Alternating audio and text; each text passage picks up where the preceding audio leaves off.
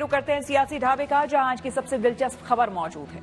बिहार में आज गजब का सियासी ड्रामा हुआ। नीतीश सरकार को बहुमत साबित करना था, लेकिन आज सुबह तक तस्वीर साफ नहीं हो रही थी।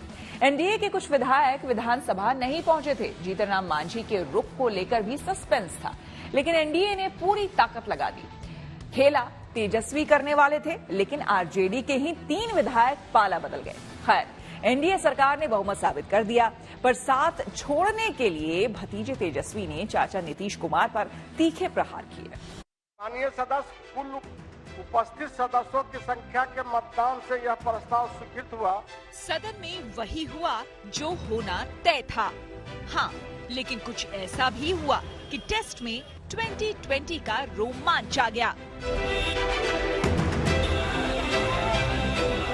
कुमार सरकार को अपना बहुमत साबित करना है और जबरदस्त हलचल बिहार की राजनीति में देखी जा रही है। परिवर्तन विधायक निकल रहे हैं अपने काफिले के साथ। जो फ्लोर टेस्ट है उसके लिए आज का दिन अहम है। होटल पाटलिपुत्रा एक्सोटिका में रुके बीजेपी के सभी विधायक अब बस में बैठने लगे हैं। तेजस्वी जो है वो खेल करने की बात कर रहे थे, ऐसा कुछ नहीं होने वाला है। बिहार विधानसभा के परिसर में गजब की तस्वीर थी। वो चल पड़े हैं, वो आ रहे हैं, वो साथ हैं, वो जा चुके हैं। बड़े नेताओं के बनते बिगड़ते एक्सप्रेशन देखकर आंकड़ों का अंदाजा लगाया जा रहा था। चेहरों पर रंग आ रहा था, जा रहा था। पल पल खबर बदल रही थी। हर पल तस्वीर बदलने का संकेत आ रहा था। लेकिन रात भर में एनडीए ने बखूबी डैमेज कंट्रोल किया। खेल की गुंजाइश बन तो रही थी, मगर एनडीए ने खेला होने नहीं दिया।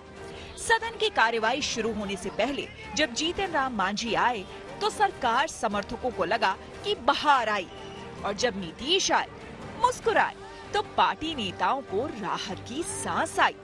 लेकिन विधायकों को लेकर खींचतान कैसी रही, इसका अंदाजा इस बात से लगाइए कि स्पीकर को हटाने के प्रस्ताव पर वोट पड़ा तो बीजेपी और जेडीयू के 5 विधायक सदन में मौजूद नहीं थे।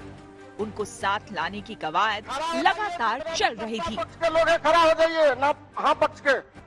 खैर, जेडीयू के दिलीप राय को छोड़कर एनडीए के सभी विधायक सदन पहुंच गए। उल्टे खेला आरजेडी के साथ हो गया। आरजेडी के 3 विधायक यानी चेतन आनंद, नीलम देवी और प्रहलाद यादव सत्ता पक्ष की ओर चले गए।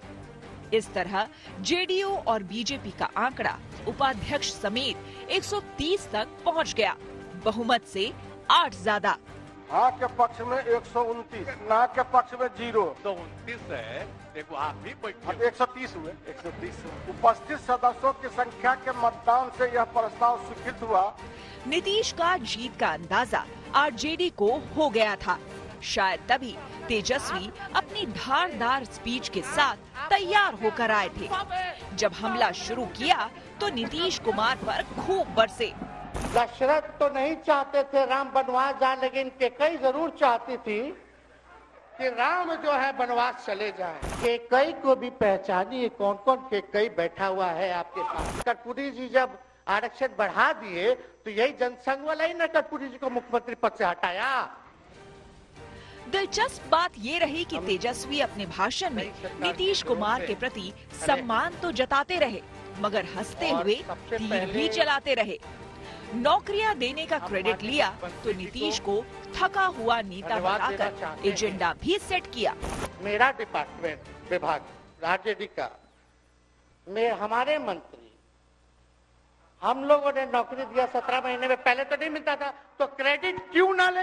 महोदय, तेजस्वी जी को जरूर पता है, हमसे भी बात हुई थी कि इन नियुक्तियों से संबंधित सारे सैद्धांतिक फैसले हमारे शिक्षा मंत्री रहते लिए गए थे।